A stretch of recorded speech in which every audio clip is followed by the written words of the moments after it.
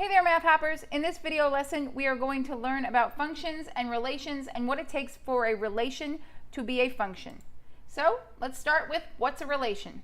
And quite simply, a relation is any set of numbers that has any relationship between the input and the output. So some relationship between the input and the output. All right, probably need clarification on input and output. Relations are made up of inputs. Your inputs are your x values. Your x values make up your domain. They are associated with outputs. So what you put into a relation, you get out a specific value. So your outputs are your y values. Your y values make up your range. Any set of ordered pairs is a relation. There is no specific rule that has to be applied or followed or checked to be a relation. Remember that your domain is the set of all x values. Your range is the set of all y values. Okay, you may want to think of a mountain range being high. Mountain ranges go from low to high. And what are your range? Your range are your y values that go from low to high vertically. So what are some examples of some relations? Well, they can be in a finite set of points like this. So this point 1, 2 says the domain value of 1 corresponds to the range value of 2. The domain value of 3 corresponds to the range value of 4. An input of 5 will give you an output of 9. An input of 7 will give you 11. And an x value of 10 is associated with the y value of 12. Notice they were all unique x and y values. That doesn't have to be the case for a relation. Let's look at another. All right, so now we have 2, -1, 4, -1.5, 6, 0, 2, 3, and 8, 5. So here we have an example where we have repeated x values. We have a domain value of 2 that is associated with 2 different values in the range. 2 in the domain corresponds to -1 in the range as well as 3 in the range. Okay? Notice I'm using domain and input and x value and range and y value and output. Hopefully you'll start forming an association with them. Okay, relations can also take the form of a graph, as in with this sideways parabola and this circle. And real often we see them as mapping diagrams. Think of a mapping diagram as a really visual, glorified table. So what you have is your domain values or your x values on the left side, your range, your outputs, or your y on the right side, and the arrows show the correspondence between the values in the domain and which values in the range they correspond to. So here, 2 in the domain corresponds to 11 in the range, 3 corresponds to 7, 4 to 17, 7 to 5, 8 to 9, and 10 to 9. So these are relations. What does it take for a relation to be a function? Well, no doubt in your textbook or in your classroom, you've seen something called a function machine. I don't love the graphic, but since I know you've probably seen it, I would like to address it. So it starts out with an input or your domain value. So it's an x that you're putting into some function machine. And then from that, you get out your y value or your output. Usually it just says input, output. Sometimes they say domain and range, sometimes x, y. So I put all 3. Okay, all this is attempting to illustrate is that if you take some value, some x value, and you put it in and apply the rule of the function, it will give you out your corresponding range value. So take a domain value or an input, apply the rule of the function to it, get the corresponding range value or output. That's all this really illustrates. So let's talk about functions. They are a very specific type of relation, and a function is a relation where for every input there is one and only one output. Okay, so that set of coordinate points where we had 2 going to -1 and also to -3, I believe, that would be a no-no. A function says for every input there is only one output. What does that mean? In this mapping diagram, this is a function if I can definitively say for each value in the domain exactly what value in the range it goes to. I know that when you have a domain value of 0, your range value is -5. I know that when you have 1 in the domain, it corresponds to -11 in the range.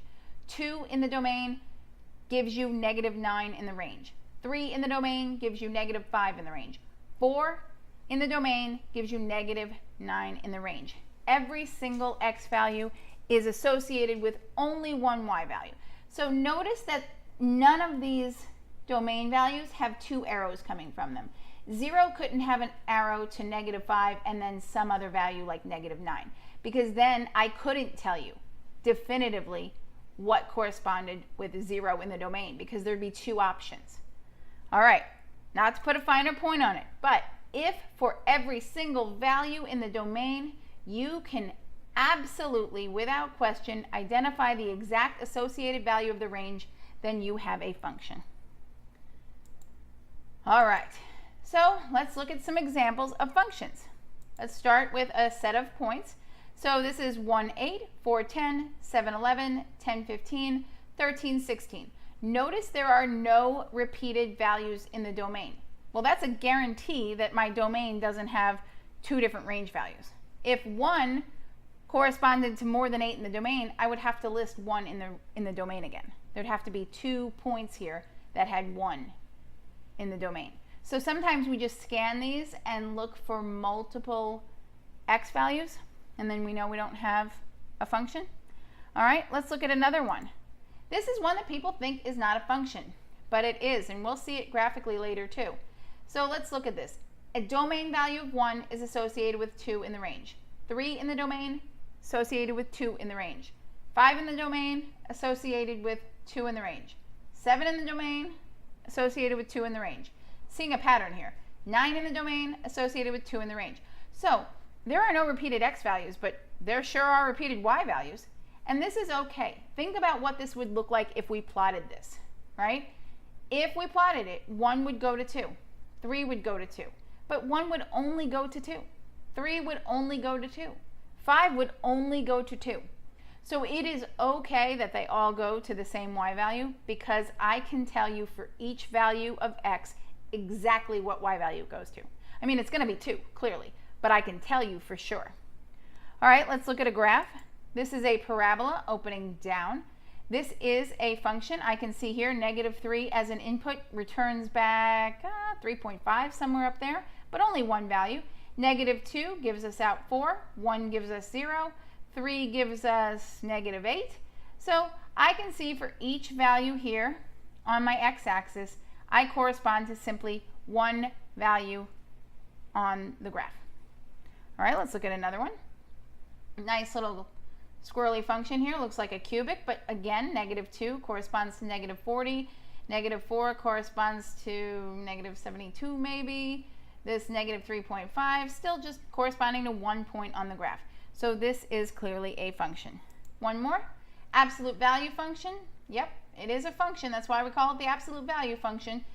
For -5, I can see it clearly goes to 5. For 5, it goes to 5. There's only one output for every single value in the domain, right? There's only one value on the graph for each value of x.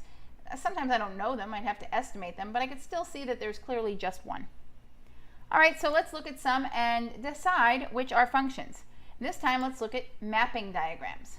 All right, so mapping diagrams. I don't want to see 2 arrows coming from x. I don't want to see x going to 2 different values in the range. So this one looks cool, right? They all go straight across to their own thing.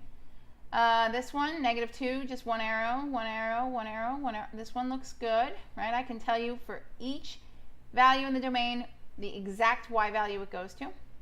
All right, this looks good. 0 goes to -5, 1 goes to -11, 2 goes to -9, 3 goes to -5. We've already seen this one in this lesson. 4 goes to -9. That looks good. And here we have a problem. So -1, I cannot give you a definitive answer as to what value in the range it goes to, because -1 goes to both 1 and to 3. I can tell you one of 2 it's going to go to, but it's going to go to both, so it's not a function. All right, let's see how we did. Function, for sure. Function, yep. Function, yep. Function, nope. So anytime you see 2 arrows coming from x, it's a no-go. All right, let's determine if this set of points, if this relation is a function. Well, let's scan our x values. We have -2 going to -3, -1 going to -2, 0 going to -5, 1 going to 2, and 4 going to 5.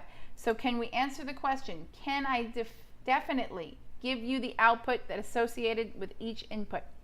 Sure can. So, therefore, function. How about this one? Same question. Can we definitely give the output that is associated with each input? All right, well, 1 is associated with -2 for sure. 3 is associated with -7. 5 is associated with 8. 3 is associated with -5. Problem being, 3 was already associated with -7. Once you are associated with a y value, you cannot be associated with another y value. So this one is a nope. And if you don't see the problem, I will show you right here.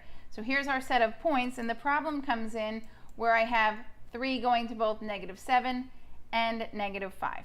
That's a no-go. All right, let's take a graph, and this is really a set of points. It's not a smooth curve, there's no line through them, but it's the beginning of a graph, and I want to figure out how we can tell if the points on this graph represent a function or not, right? If we can have coordinate points that are a relation that's also a function, we can plot them. All right, so for each input value, what I'm going to do is draw a vertical line and make sure it doesn't go through another point. So for -9, I'm good. -9 in the domain is associated with -2 in the range. -6 looks good. -6 in the domain associated with 6 in the range. -3 looks good, associated with 2.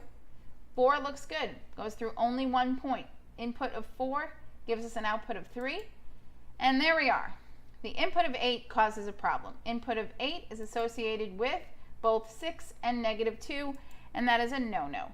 The x value of 8, the domain value of 8, has 2 corresponding y or range values, 6 and -2, not a function.